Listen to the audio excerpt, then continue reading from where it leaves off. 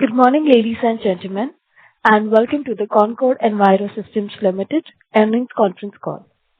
As a reminder, all participant lines will be in the listen-only mode, and there will be an opportunity for you to ask questions after the presentation concludes. Should you need assistance during this conference call, please signal an operator by pressing star then 0 on your touchtone phone. Please note that this conference is being recorded.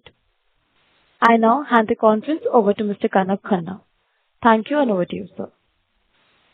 Thanks, and good morning to all the participants on the call, and thank you for joining our Q3 and 9 months FY26 earnings call of Concord Enviro Systems Limited.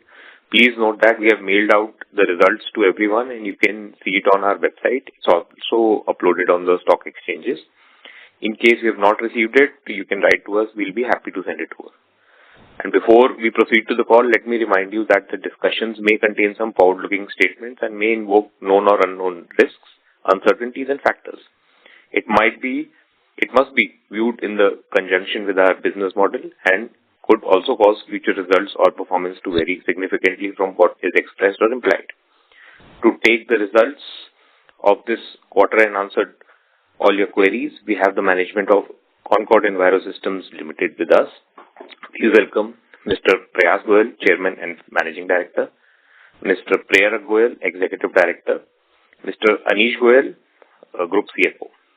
We'll be starting the call with a brief overview of the quarter gone past, and then we'll follow it up with some question and answers. Now, with that being said, I'll transfer the call to the management. Over to you.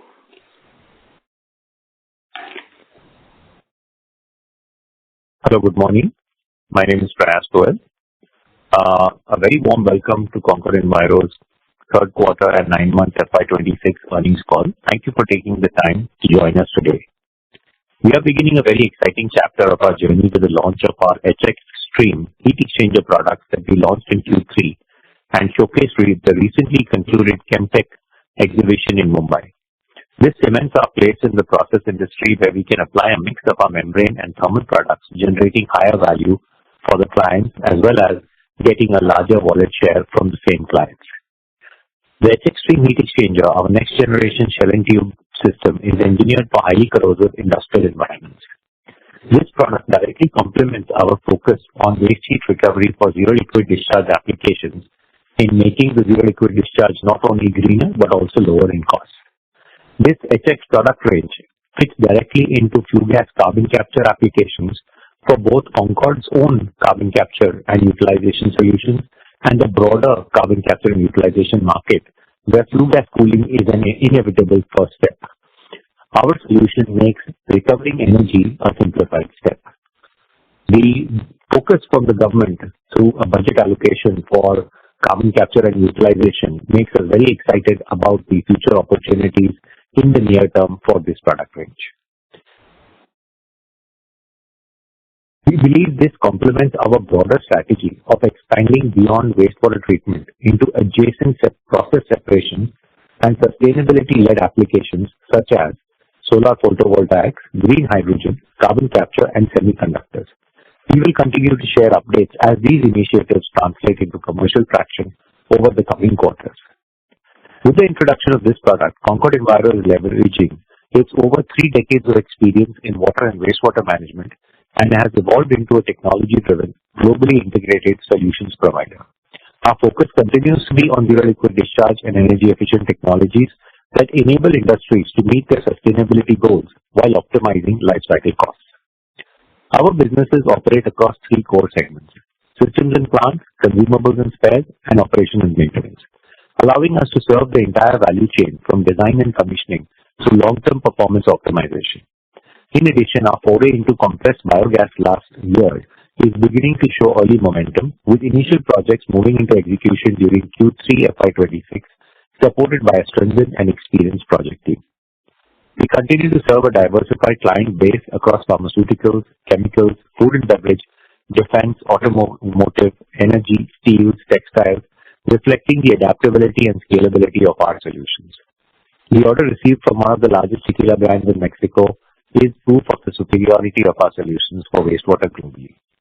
In line with our strategy to strengthen our technology capabilities, we have also made a strategic investment of $2 million for an equity stake in a US-based polymer company. This investment enhances our access to advanced material science capabilities and supports our long-term product development roadmap. This is our second investment in the US in a membrane technology company. On the raw effluent membrane space, we have expanded our field trials and are changing the face of wastewater treatment with our partnership with great technology companies in the international marketplace. FY26, we have also faced challenges with delayed project executions. Post-Africa, we have also seen delays in land acquisition for the BO project being undertaken by our service arm. This has resulted in rescheduling of delivery of the systems. Given these shifts, a SAP re-implementation taking place this quarter and higher engineering lead time for large projects currently on order, for FY26, we are guiding towards a revenue of approximately 600 crore rupees, implying an expected growth band of 2% for the year. While near-term execution timelines remain important, we believe this range reflects a balanced view of current visibility and conversion schedules. From an order book perspective, our lifetime order book continues to remain very healthy, with meaningful execution expected over the midterm. That said, we recognize the need to enhance disclosure granularity going forward. We have issued TCV and ACV metrics this quarter so that investors can better track down inflows, execution progress, and recurring revenue visibility. Looking ahead to FY27, several growth drivers are beginning to take shape. We expect CETP-related orders to start contributing, supporting revenues in the next financial year. Export markets are also witnessing strong traction, and we see this segment emerging as an important contributor to incremental growth. We therefore see a strong order book for FY27 to meet our growth targets for the year. Our solutions as a service or a SaaS business, ROSERV, is scaling up meaningfully. Water as a service as a concept is gaining popularity the world over, and we believe that partnering with the right global partners will help us scale up ROSERV to the heights it can achieve. Our focus on the solar PV industry has resulted in our first order consisting of both ultra-pure water or UPW and wastewater recycling and reuse. The systems supplied to a leading power company to generate desalinated water for solar panel cleaning have also been successfully commissioned at a large solar farm in Western India. We believe this segment will continue to scale steadily. The energy efficiency of our solutions is what drives us apart from others and is being recognized by the market. Discussions with other leading industries in the solar PV manufacturing space are currently at an advanced negotiation stage, and we expect momentum in this area to build from Q4 onwards. Overall, we remain focused on execution discipline, strengthening technology differentiation, and building diversified growth drivers across geographies and segments. With that, I'd like to now hand over to Mr. Prayal Goel, Executive Director, to walk you through the financial performance for Q3 and 9 months of FY26. Thank you. Thank you, Pras. Good morning, everyone. For the quarter ended December 25, revenue from operations stood at 1,245.75 million compared to 1,248.45 million in Q2 and 1,228.21 million in Q3 FY25. Reflecting a marginal decline of 0.2% quarter-on-quarter and a growth of about 1.4% year-on-year. EBITDA for the quarter stood at 43 million compared to 76.57 million in Q2 FY26 and 17.15 million in Q3 FY25. This represents a decline of 43.8% sequentially, while growing at 150.7% year-on-year. EBITDA margin for the quarter stood at 3.5% compared to 6.1% in Q2 FY26 and 1.4% in Q3 FY25. Net loss after tax for the quarter stood at 81.77 million compared to a net profit of 44.91 million in quarter 2 FY26 and a net loss of 85.64 million in Q3 FY25. For the 9-month period ended December 25, revenue from operations stood at 3,518.12 million as against 3,874.46 million in the corresponding period last year, reflecting a decline of 9.2% year-on-year. EBITDA for the 9-month period stood at 110.69 million compared to 342.91 million in the corresponding period last year, reflecting a decline of about 67.7% year-on-year. EBITDA margins for 9-month FY26 stood at 3.1% versus 8.9% in 9-month FY25. The net profit after tax for the 9-month period stood at 4.33 million compared to 43.62 million in the corresponding period last year. While the near-term performance reflects the impact of project delays, our order visibility remains strong. We are confident that the strategic investments we are making in talent, technology, and execution will enable us to deliver sustainable long-term value. With that, we now open the floor for questions. Thank you very much. We will now begin with the question and answer session. Anyone who wishes to ask a question may press star and 1 on the touchtone telephone. If you wish to remove yourself from the question queue, you may press star and 2. Participants are requested to use handsets while asking a question. Ladies and gentlemen, we will wait for a moment while the question queue assembles.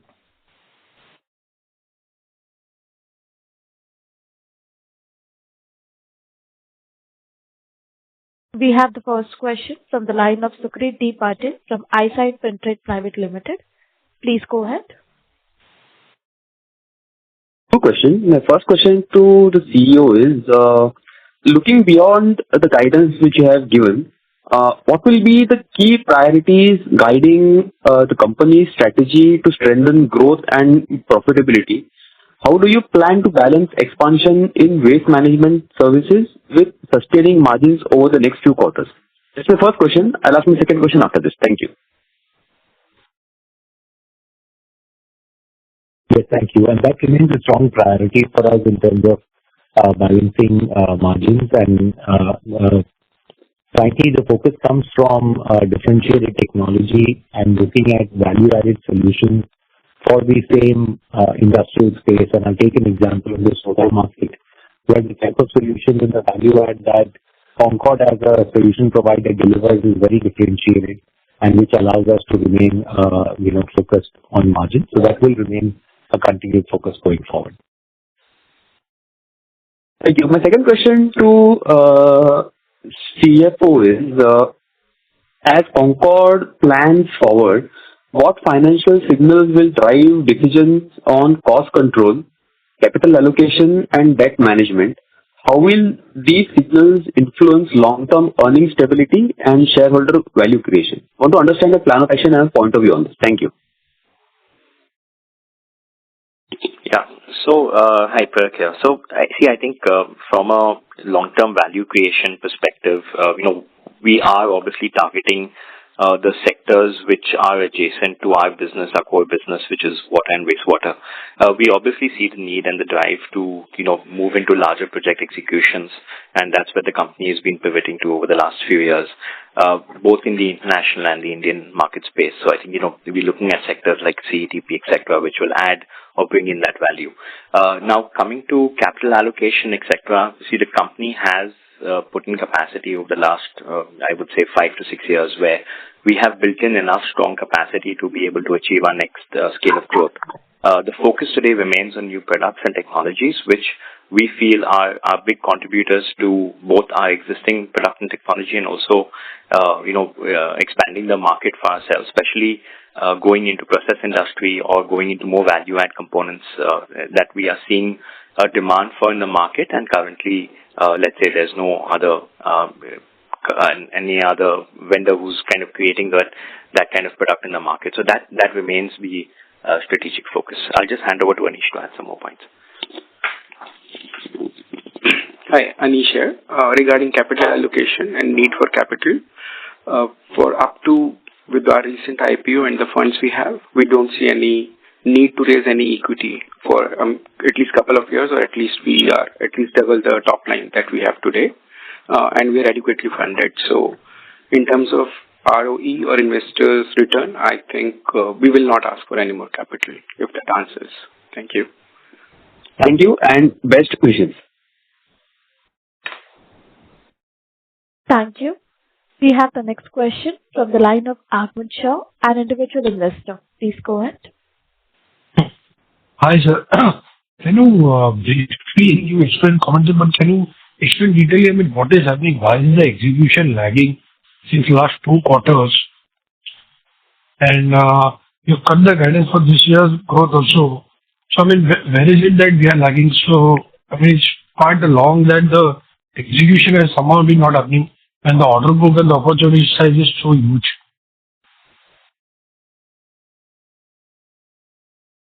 Yeah, thank you, Agam. Sorry.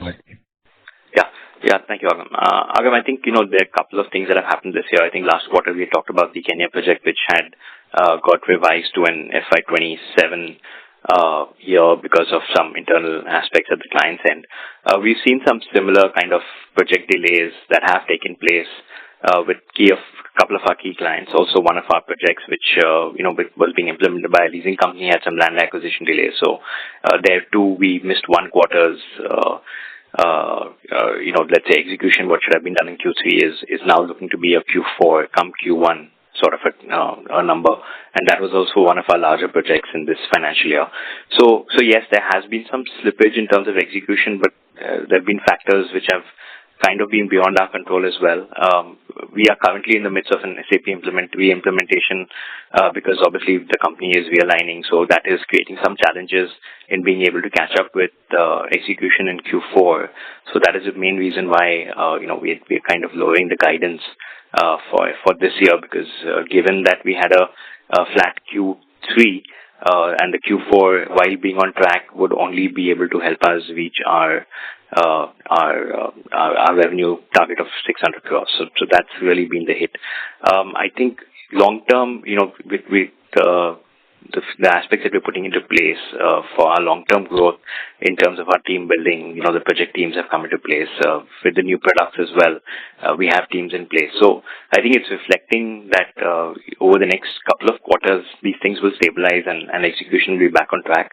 But yeah, there is a minor hit in this financial year because of this. I'd just like to add to that.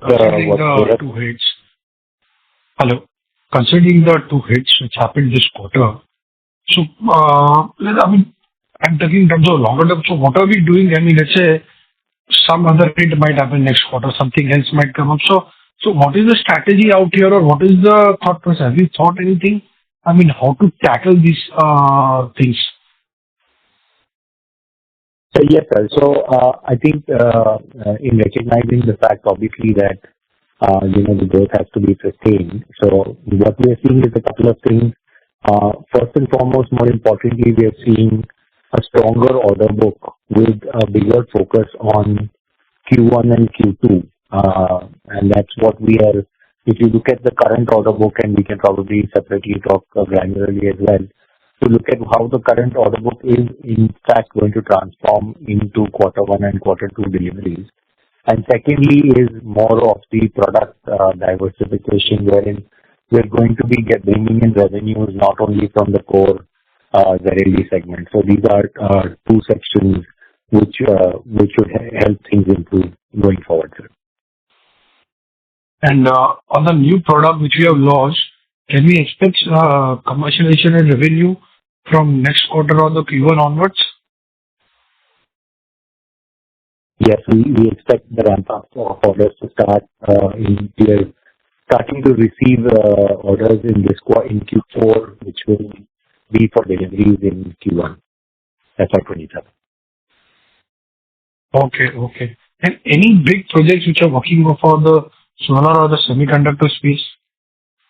Any big orders or anything which you have bid for and can commercialize? Yes, sir. As we mentioned earlier, we are in the final negotiation stages with one of the largest players in this space.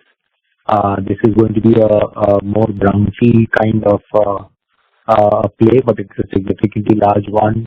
Along with that, we are also in the final stages for a large steel and other metals and mining zero liquid discharge. So, as Tilak mentioned earlier, from a ramp up to larger project sizes, it has been quite a successful traction there, and if all goes well, we hope that we'll be able to announce some good news very soon. What is the timeline for this? So, when will you come to know whether we are winning the order or no, or whatever it is? It should be in the next 6 weeks, sir. Next 6 weeks? Yes. Okay. Thank you. Thank you. We have the next question from the line of Maulik Patel from Equirus Securities. Please go ahead. Yeah, hi. Thanks for the opportunity. So I understand that we have some slippages in that Kenya order and one more order which led to this muted execution in the Q3 and Q2. But if I look at the gross margin, they have dipped significantly over the last year. And if I look at, if we just go back to 1 year before that, we used to have around some 47% kind of a gross margin 2 years back. Now we are about 38%. So what's leading to this kind of dip in the margin? Hi, Malik. Sorry, Malik, I'm not able to see the numbers that you're reflecting because I think our gross margins have been pretty consistently stable. I think we've been fluctuating between the 48 to 51%. That's where the band has been over the last, I would say couple of years, in fact. So right now, I think if you look at Q3, our gross margin is 49%. And if you look at Q2, it was 50%. So I hope you're calculating. So I consider service charges as a part of the cost only because it's linked to that. So in that, and if you look at from that perspective, So if I remove the service charge, we used to have close to around 53% gross margin in 3Q FY24, which was close to around 60% in 3Q FY25, right? And last year, and this quarter, it's close to around 49% or so. That number, 50% or so. So there is a leap in that number. Okay. No, honestly, from a business perspective, we haven't really seen any big change in margin or services. Because I think, right now, if you look at the O&M business, it's kind of been in the, from an overall percentage of overall turnover right now, the O&M is probably higher. So therefore, the service charges are higher. But yes, on the project execution side, the exports, which are generally a slightly higher gross margin product, have been lower. We have some export projects which will go out in Q4 as well. So that will probably set right some of the numbers in terms of consumption. But overall, on a granular level, across the board for the organization, we're not seeing any change in gross margins. What we have done over the last quarter is we have brought in the teams which are looking at implementation of the new heat exchanger business, the CBG business. Those teams are strengthened. So in fact, the major hit that we're seeing this year is because of the higher employee costs that have arisen because of this. Now, part of that will obviously come from the growth. The turnover to EBITDA will come once the growth from these divisions starts to scale up. But otherwise, on an overall wastewater business perspective, I think we're seeing margins to be pretty similar to what they have been. So in your assessment, for the last, when if I look at the first 9 months, we have not seen any growth. We are still expecting to do the same kind of revenue which was last year of around 600 CR, right? That implies close to around 250 CR of top line in Q4. Confident of you are, because what's happening is that every quarter we started the year with some around 18-20% number, then we came down to 12% growth number. Now we are talking about another flattish kind of another growth. So every quarter there has been another downward revision in the guidance. That's number one. And is this guidance, yes, given that this financial year is very, very flattish number, and you see that slippage of the order to the next financial year. Next financial year can be very, very big number. Are we looking at a 30-40% kind of a growth because of the slippage of this FY26 project to the FY27? Malik, I would probably not be able to comment on that completely right now. But the orders are not gone away. The orders have just been, delayed to FY27. So we have to look at execution. We have to look at a lot of other internal requirements while doing that. While, yes, in principle, that should translate, especially we have seen good order traction in the last quarter. So if you see the order book, we have replaced more than what we have supplied in the last quarter. So we continue to see that. In fact, even in this quarter, our expectation is that our order book will exceed. So given that execution challenges are there in the business with respect to certain contracts do move depending on what the client's requirement is. We have a lot of sites where civil works are not completed, so therefore clients with daily deliveries. So these things do keep happening as projects keep getting executed. So I think that risk will remain with us. But yeah, I mean, a lot of the orders which we are talking about are translating into revenue in FY27. So that should kind of add up numbers. Now, whether that translates into 30-40% growth, I would refrain from committing on that right now. Sure. Great. Thank you. Thank you. Thank you. A reminder to all the participants, you may press star and 1 to ask a question. We have the next question from the line of Sonia Varnekar from Dalal and Broacha PMS. Please go ahead. Hello. Thank you for the opportunity. So last quarter in the Concall, you had revised your EBITDA margin guidance from 16 to 17% to 15 to 16%. Now, considering Q3's performance, do you think for full year we'll be able to deliver that 15 to 16% EBITDA margin? No, Sonia. Hi. Sonia, so there will be an impact because of the lower revenue. There will be an impact in terms of the EBITDA. I think, given the higher employee cost and everything, I think that's almost, we're looking at a 2 to 3% impact there. So, yes, I mean, it would kind of go down. We're looking at anywhere between 10 to 12% at the current moment. Okay. And the thing what you were discussing, that these orders which were impacted, there's likely chance that will come in FY27. So from FY27 perspective, will the margin come back to the same trajectory, this 15, 16 or 17% in that range, will be able to achieve that?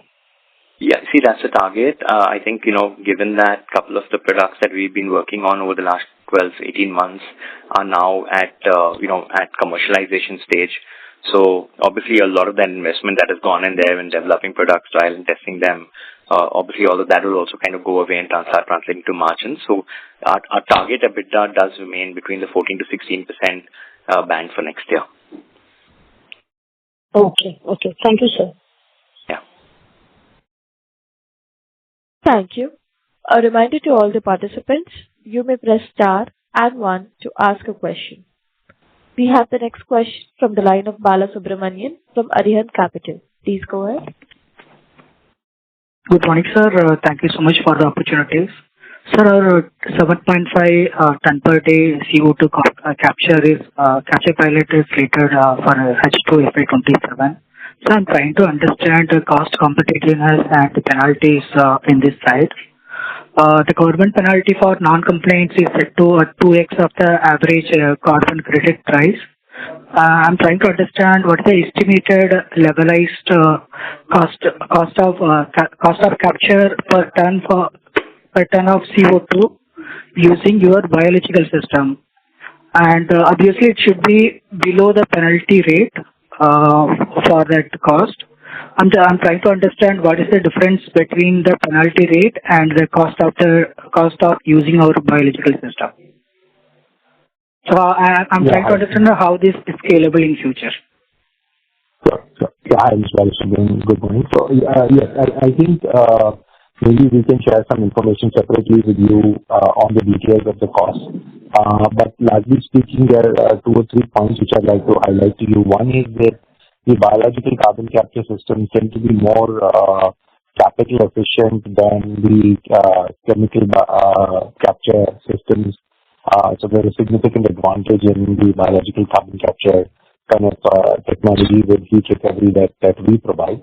On the cost versus the let's say the penalty for not meeting the targets, it's a function largely of the scale of the project, and this is something which I guess we will have a little bit more clarity on once we are through with the pilots. We are developing models for the larger scale projects as well. And the third thing which I'd like to draw your attention to is that I think we are seeing interest across the sector, which is not only driven by the penalty for not matching, which is only, let's say, limited to a set of sectors today, but we're also seeing that there is genuine demand from switching over to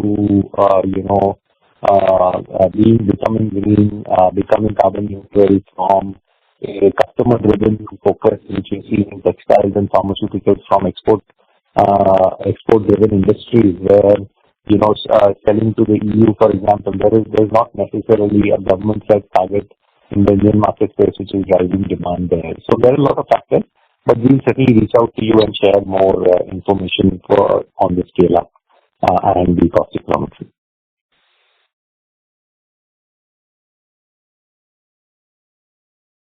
Balasubramaniam, does that answer your question?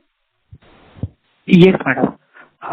Sir, my next question, on the nuclear side, we have seen lots of nuclear orders awarded to players in the industry. I'm trying to understand what is the margin profile in our core area, for especially in the nuclear specific. And secondly, if you could touch upon green hydrogen side, and especially what's the total addressable market share, especially in electrolyzer cooling loop or the feed water for the hydrogen module side.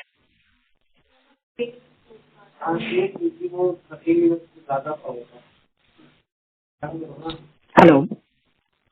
Yes, sorry. So the first part of the question is, sorry, could you please repeat the first part?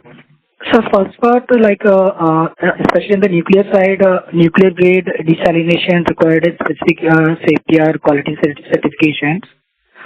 That's the first thing, whether we have all the certification in place and whether we can able to participate all the nuclear related contracts, and what is the margin profile in those nuclear areas. The margin profile is lower or higher because of stringent compliance cost. That's the first. What we're seeing on the nuclear side is we have projects and orders which are currently under execution. So the margin profile we are seeing is quite in the range of the regular margin. This remains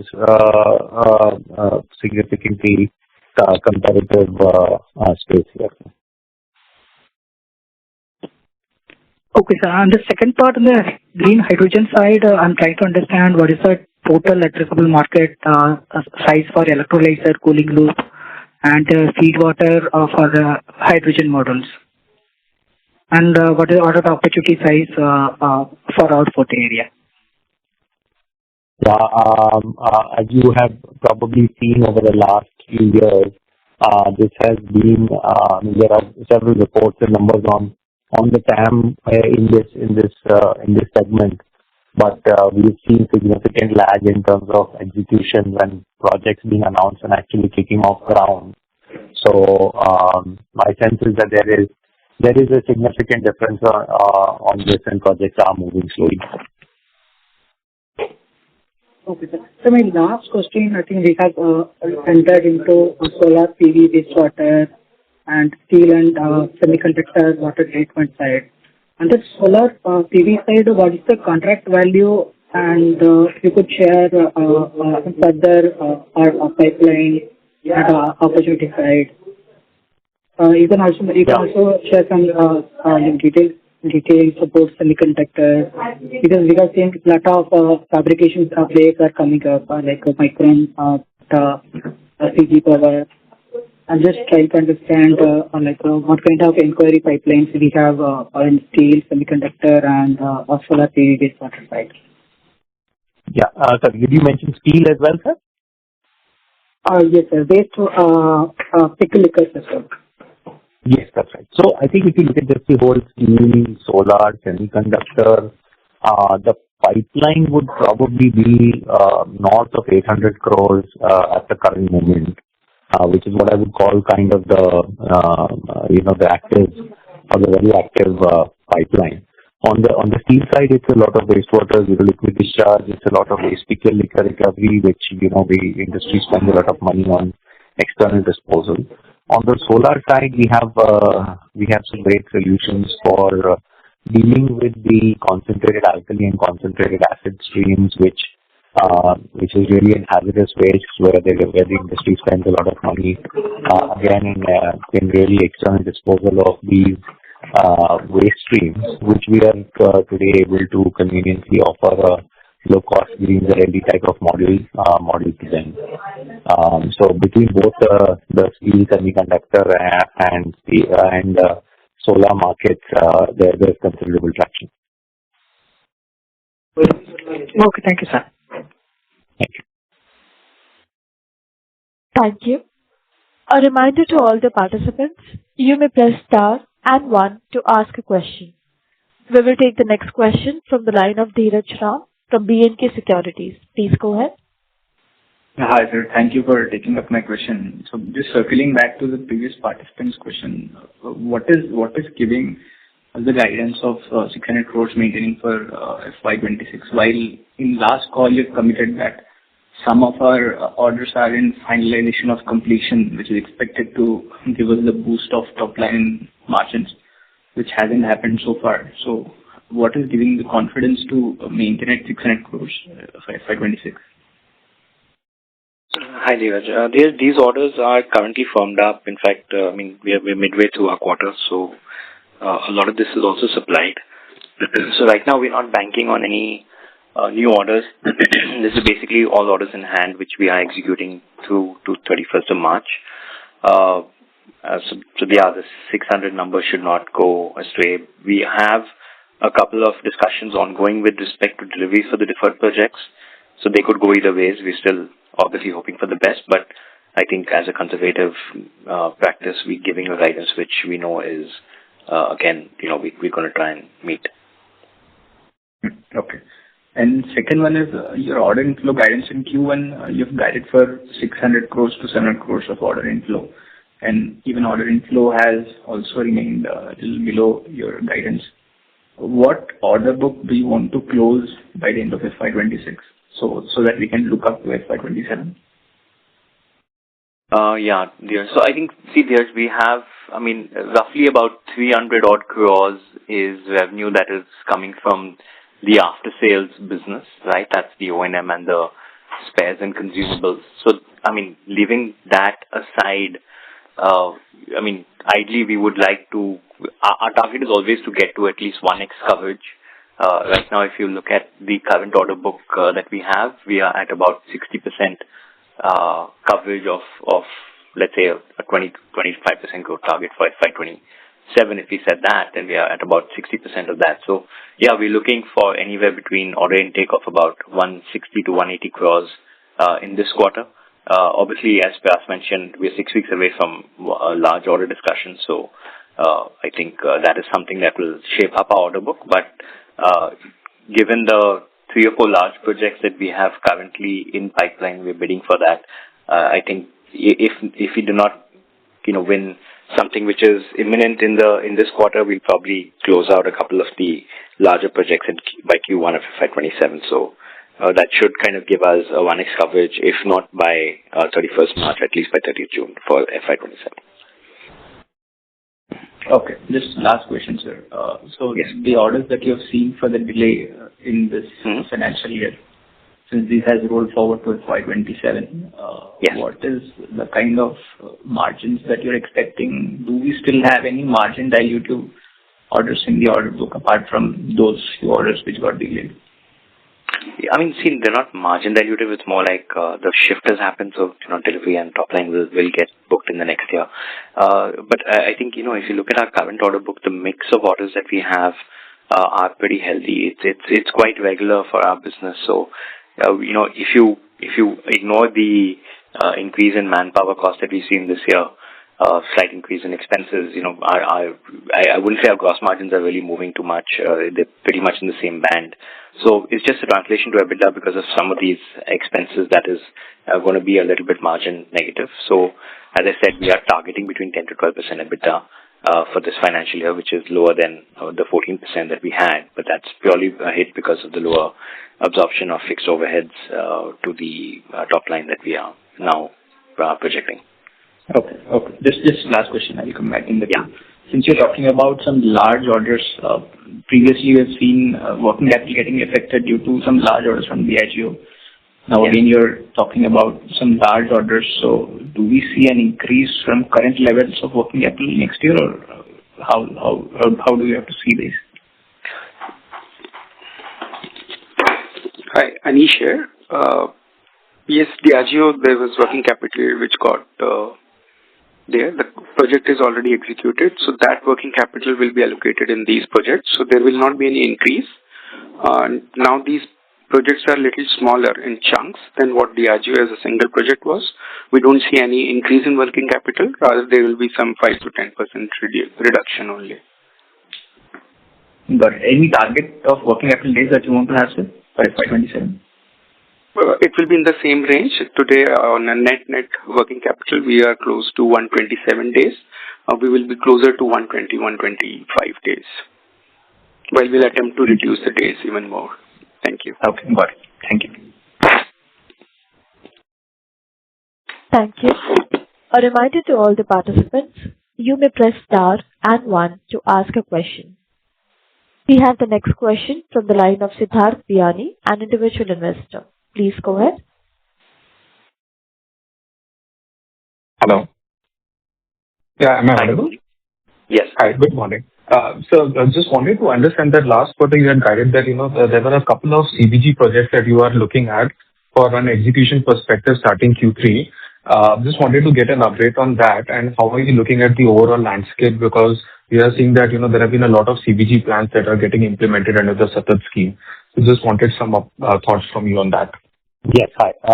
So the current kind of projects that we have, they started execution in Q3, and I think we will complete most of it by Q1, end of Q1 from the current order book standpoint. We are seeing good inquiry traction as well. There are from standalone operators to larger kind of more consolidated players who are looking for good technology, low energy, captive energy consumption and reliability in terms of operations. So we have several active conversations ongoing within the industry with customers. We definitely see this to be interesting for FY27. Okay, sure, sir. And just one more follow-up. There was, I think, the last earnings call you had, informed us about a desalination project where you were sort of shortlisted as the L1 for that entire project. Any updates on that project, if it is going forward or not? Yeah, that's converted to an order. It's an order book this quarter. Okay, great. Thank you so much, sir. Yeah. Thank you. A reminder to all the participants, you may press star and 1 to ask a question.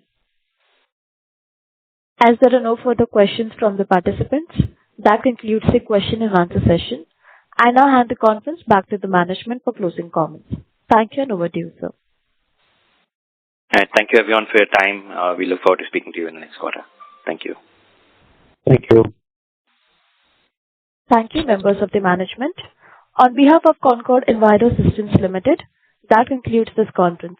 Thank you for joining with us today, and you may now disconnect your lines.